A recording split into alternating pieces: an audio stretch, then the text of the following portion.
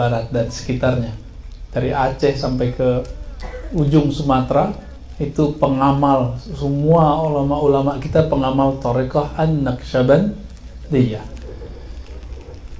Imam Baba Samasil Wali, beliau itu lewat satu kampung namanya Qasr Al-Arifin atau Al-Arifan, kalau nggak salah itu namanya ya. Kalau diterjemahkan istana para arifin, istana ahli ma'rifat. Beliau lewat satu kampung. Di saat itu Imam Bahauddin Shah Naqsyabandi sedang di dalam perut ibunya. Berarti sudah lahir atau belum? Belum. Masih di perut ibu, berarti janin. Kalau yang begini udah jadi anak kecil, udah jadi balita. Kalau yang adik-adik ini udah jadi anak-anak udah ya. Kalau yang sudah SMA udah remaja. Ini masih dalam perut.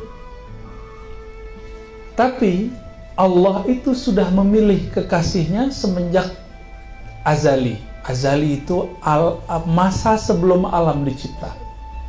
Allah sudah pilih nama-nama wali. Dan nama itu tercium baunya oleh Imam Baba Samasil Wali. Ya, Baba Samasi gitu nama kecilnya. Ya, Al-Wali itu gelarnya. Baba Samasi ini mengabarkan kepada muridnya namanya Mirkulal. Mirkulal, ini di kampung ini akan lahir seorang wali. Ada seorang ibu sedang hamil yang di dalam kandungnya adalah seorang calon wali besar. Itulah yang bernama Muhammad Bahauddin Shah Naqsyabandi. Dulu Baba Samasi, jadi Baba Samasi ini zikirnya keras. Jadi kalau zikir la ilaha illallah, la ilaha illallah. Nah, ini ada zikirnya begitu ya. Mirkulal sama. Jadi waktu kami ziarah ke Mirkulal, itu efek zikir itu bangkit kembali. Padahal Ambo zikirnya lebih senang zikir yang lembut, kecuali di saat tertentu. Ketika ziarah kepada Maulana Al-Imam Mirkulal atau Amir Kulal, zikir keras itu muncul lagi. Sampai kemudian kita meneteskan air mata dan nikmatnya bukan main. Tapi setiap kali Imam Bahauddin Shah Naqsyabandi sholat di sana, habis sholat, ba'da sholat, beliau cuma zikir sebentar langsung keluar. Akhirnya khalifah-khalifah asisten dari guru Mirkulal ini mulai curiga dan kurang berkenan dengan sikap Imam Bahauddin Shah Naqsyabandi. Perasaannya gimana? Kita lagi doa, lagi zikir, terus ada orang pergi. Perasaannya gimana? Tersinggung nggak? Oh, berarti belum zikir.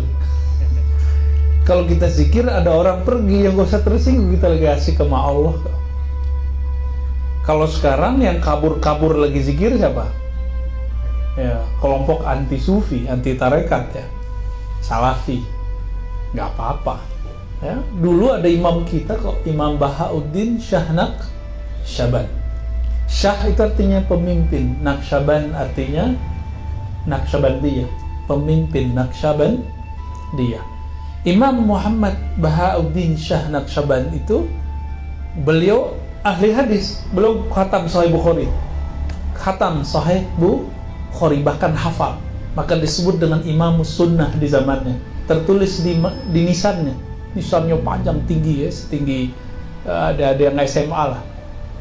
Ditulis di situ, Imam Sunnah Qami'ul Bid'ah, Imam Sunnah penghancur bid'ah. Jadi itu gelar beliau. Ketika beliau keluar dari masjid, lalu khalifah dan asisten-asisten dari Mirkulal itu mulai kemudian marah kepadanya. Dan mereka menghasut gurunya. Menghasut artinya menghasut, memprovokasi, mengajak gurunya supaya membenci Bahauddin Shah Naqsyabandi. Wahai tuan guru Mirkulal, itu si Muhammad Bahauddin murid kurang ajar, masih muda tapi nggak sopan, kita zikir-zikir dia keluar. Apa jawaban Merkular? Diam. Kok disuruh diam? Kalian tidak tahu kualitas kewalian di dalam dirinya. Jadi ternyata tidak semua orang yang tidak ikut zikir keras itu anti zikir. Nah ini hati-hati ya. Hati-hati ntar. Siapa tahu Nabi Khidir kan? Siapa tahu wali Allah. Ternyata Imam Muhammad Bahauddin Shah Naqsyaband pribadinya lembut. Beliau tidak suka zikir yang keras. Suka zikirnya mata dipejam, lidah dikunci, mata ke kepala ke bawah. Apa bahasa orang Solo? Mana kuah? Ya. Kayak gitu. Zikir di kolbunya, lidahnya dikunci. Nanti yang boleh mengajarkan itu cuma mursyid ya. Jangan dicoba-coba sendiri. Yang coba-coba nak. Harus dibimbing oleh guru. Kalau enggak, nanti yang bergetar nanti bukan zikrullah ya, nanti godaan-godaan setan ya. Yang muncul rasa takut bukan rasa tenang. Nah, ini tanda-tandanya. Jadi Imam Bahauddin Shah Naqsyaband merubah metode zikir yang diajarkan gurunya turun-temurun. Dulu bersumber dari Maulana Al-Imam Abdul Khaliq Al-Ghujdawani yang semasa dengan Abdul Qadir Al-Jilani, Al-Imam Al-Qutub Ar-Rabbani, Sultanul Aulia di zamannya ya. Jadi kalau di Baghdad ada Syekh Abdul Qadir Al-Jilani, sedangkan di Uzbek ada Syekh Abdul Khaliq Al-Ghujdawani. Ini seperguruan, berguru kepada Imam Yusuf Al-Hamadani.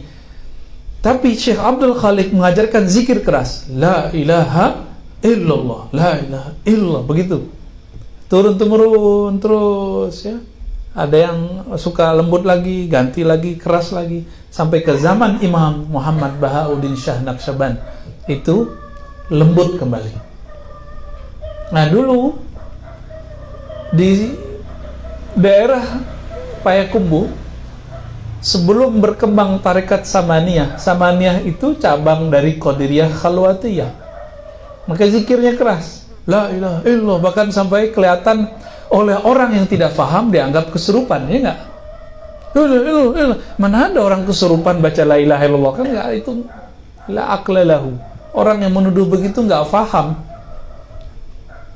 Ada enggak orang kesurupan baca la ilaha illallah? Paling cari-cari lah. Kalau orang kesurupan ya enggak beres.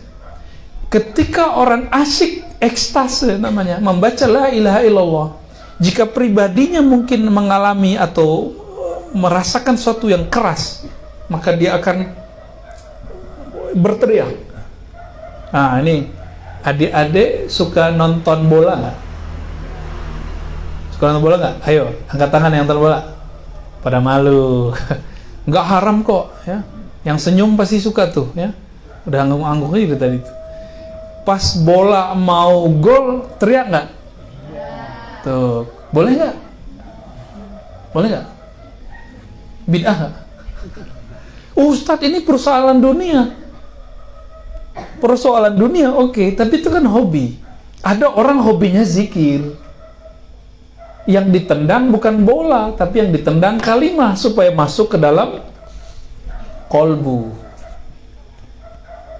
Murid-muridnya Syekh Abah Anom itu seumuran adik-adik ini sudah bisa zikir kolbu, zikir keras. Cek aja videonya udah banyak ya.